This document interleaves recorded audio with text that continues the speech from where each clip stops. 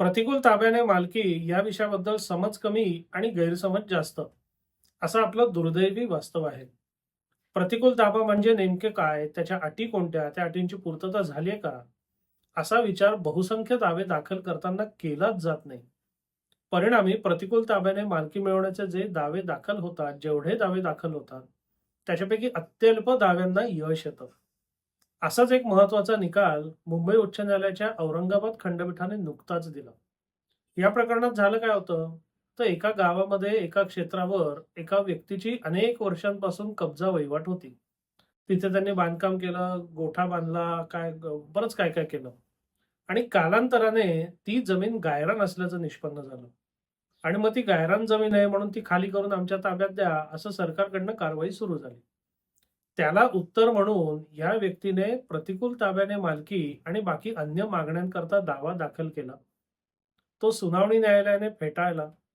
त्याच्या विरोधात उच्च न्यायालयामध्ये दाद मागण्यात आली आणि उच्च न्यायालय काय म्हणतं ते बघणं अतिशय रोचक आहे. वादींच्या मते वादग्रस्त जमीन त्यांच्या पूर्वजांच्या ताब्यात सुमारे 150 ते 200 वर्षांपासून आहे. वादी स्वतःही त्या मालमत्तेचा मालक म्हणून ताबा आणि उपभोग करत असल्याचे सांगतो. वादी असा दावा करतो की त्याच्या मालकी हक्काचा कोणताही कागदोपत्री पुरावा त्याच्याकडे नाही. मात्र त्याचा दीर्घकाळ आणि सातत्यपूर्ण ताबा असल्यामुळे त्याला त्या मालमत्तेचा मालकी हक्क प्राप्त झालेला आहे. एकाच वेळी स्वतंत्र मालकी हक्काचा दावा आणि प्रतिकूल ताब्याचा दावा करणं ही मांडणी परस्पर विरोधी ठरते. त्यामुळेच प्रथमदर्शनी असं दिसतं की वादी एका बाजूला स्वतंत्र मालकी हक्काची घोषणा करतोय आणि दुसऱ्या बाजूला प्रतिकूल ताब्याने मालकी मागून त्याचा आधार घेतोय, जे स्वतः स्वतःला नाकारणारं सेल्फ डिस्ट्रक्टिव्ह आहे. पर्यायी मांडणी आणि पर्यायी मागणी तेव्हाच ग्राह्य धरता येते जेव्हा ती दुसऱ्या मांडणी आणि मागणीशी सुसंगत किंवा समांतर असते.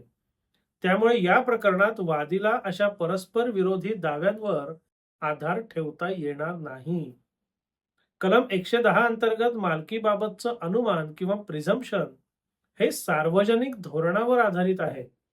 मात्र केवळ ताब्यावरनं मालकीचं अनुमान किंवा निष्कर्ष तेव्हाच लागू होतो जेव्हा परिस्थितीतून असं दिसतं की कोणत्याही पक्षाकडे त्या मालमत्तेचा स्पष्ट मालकी हक्क नाही आणि वातीचा ताबा प्रथमदर्शनी बेकायदेशीर नाही.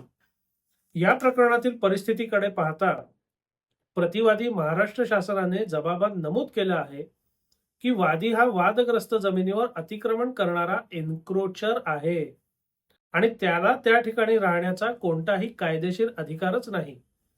पुढे असंही नमूद करण्यात आलंय की सदर जमीन ही गायरान जमीन आहे आणि शासकीय योजनांच्या अंमलबजावणीसाठी आवश्यक आहे. तसेच ग्रामपंचायतीला त्या जमिनीबाबत कोणताही अधिकार अजिबात नाही. यांच्या साक्षीवरनं असं समोर येतं की वादीचा ताबा मागील सुमारे 40 वर्षांपासून आहे. यांची साक्ष 1989 रोजी नोंदवण्यात आली. प्रतिपरीक्षा म्हणजे उलट तपासामध्ये त्यांनी स्पष्ट सांगितलं की वादी नेमक्या कोणत्या वर्षापासून ताब्यात आहे हे मला सांगता येत नाही. साहजिकच त्यांची साक्ष ही केवळ अंदाजाच्या आधारे दिलेली तात्पुरती आहे. वादीने शासनाच्या मालकीविरुद्ध प्रतिकूल ताबा असल्याचा हेतू दाखवलेला नाही. तसेच तो शासनाच्या अधिकाऱ्यांच्या माहितीमध्ये होता असेही सिद्ध केलेले नाही. म्हणूनच केवळ दीर्घकाळचा ताबा हा मालकी सिद्ध करण्याकरता पुरेसा नाही असे खालच्या न्यायालयांनी आणि अपिली न्यायालयांनी योग्यरित्या निष्कर्ष काढलेले आहेत.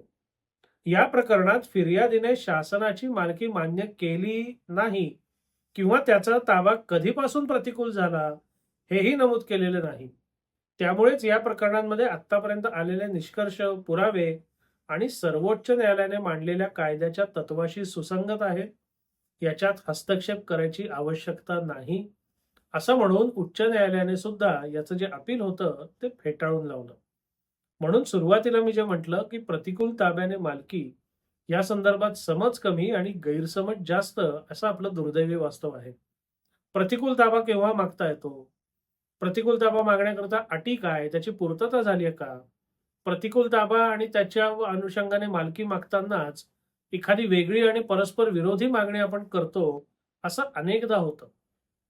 आणि गंमत अशी आहे की या सगळ्या घोळामुळे बहुसंख्य पक्षकारांचा वेळ, पैसा, मेहनत वाया जातं आणि त्यांच्या पदरी काहीही पडत नाही. म्हणजे बहुसंख्य दाव्यांच्या बाबतीत हे खरं आहे, पण प्रतिकूल ताब्याने मालकी या दाव्यांच्या बाबतीत हे जरा अधिक खरं आहे. म्हणून आपण जर वकील असाल, आपण पक्षकार असाल आणि प्रतिकूल ताब्याने मालकी वगैरेचा आपण विचार करत असाल, तर या संदर्भातला सखोल अभ्यास आपण केला पाहिजे. प्रतिकूल ताब्याने मालकी म्हणजे नेमकी काय? ती केव्हा मिळते? ती सिद्ध करण्याकरता कोणत्या अटींची पूर्तता करणं आवश्यक आहे? त्या अटींची पूर्तता आपण केलेली आहे का? तसं पुराव्यानिशी आपल्याला सिद्ध करता येणार आहे का? या आणि अशा महत्त्वाच्या प्रश्नांची समाधानकारक उत्तरं जोवर तुमच्याकडे किंवा तुमच्या वकिलाकडे नाहीत, तोवर पुढचं पाऊल टाकू नका. कारण ह्या सगळ्या गोष्टीमध्ये अतिशय स्पष्ट आणि स्वच्छ उत्तरं जर तुमच्याकडे नसतील, तर तुम्हाला यश येण्याची शक्यता जवळपास 0 आहे. म्हणजे आधीच तुम्ही एखाद्या कायदेशीर कचाट्यात सापडलेले असाल. त्यातनं सुटण्याकरता म्हणून जर चुकीची कारवाई केलीत, तर त्याने तुमचा फायदा तर नाहीच होणार, उलट नुकसानच होईल. म्हणून हा प्रतिकूल ताब्याचा जो घोळ आहे, त्या घोळामध्ये शिरण्यापूर्वी सगळ्या गोष्टींची खातरजमा करा. सगळ्या गोष्टींची स्पष्ट आणि समाधानकारक उत्तरं मिळवा आणि जोवर तुम्हाला स्पष्ट आणि समाधानकारक उत्तरं मिळत नाही, तोवर कोणतीही कारवाई सुरू करायच्या फंदात पडू नका, असं किमान माझं वैयक्तिक मत आहे. या विषयाबद्दल तुम्हाला काय वाटतं? हा व्हिडिओ तुम्हाला कसा वाटला? अवश्य कळवा. धन्यवाद.